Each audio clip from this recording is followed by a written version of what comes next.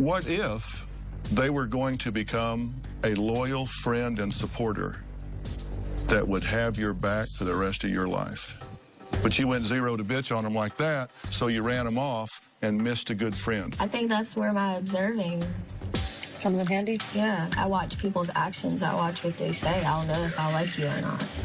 Well, that just told me something really important about you, so that's helpful to me. I didn't realize how scared you were. Because you could hide it for a while because you kind of have a confident air and you're attractive and all, but I didn't realize how afraid you were. Because you don't have the guts to see if somebody would like you.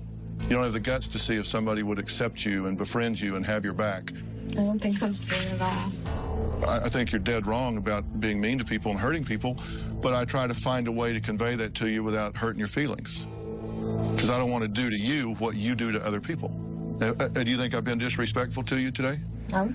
I've tried to tell you what I think without hurting your feelings. It's just one way of doing things.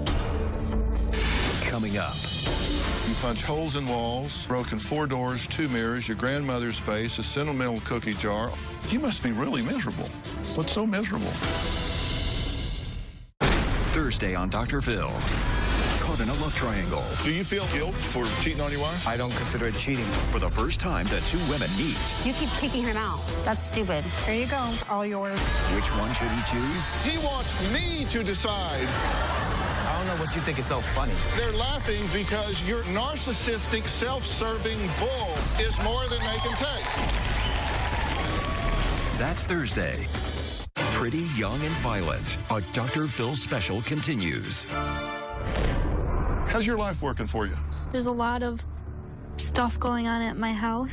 What? Fighting and me being trapped at my house. You say you're trapped at your house. Where would you like to be?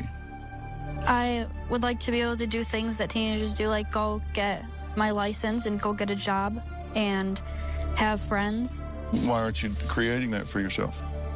My mom is scared that I'm gonna mess up because I messed up before. How'd you mess up? I was in the wrong crowd and doing wrong things. I don't think your mom got the best parenting plan in the whole world, but I tell you what I do know is she loves you a lot. She went to a lot of trouble to create this experience for you and your family. I agree. We ask a lot of questions about you from her and from you, but I made a list. You punch holes in walls.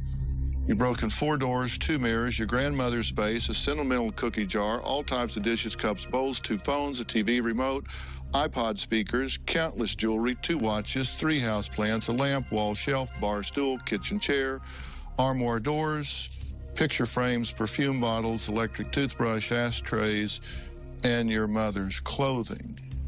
I don't agree with a lot of that. I do agree with some of it that I have. Half?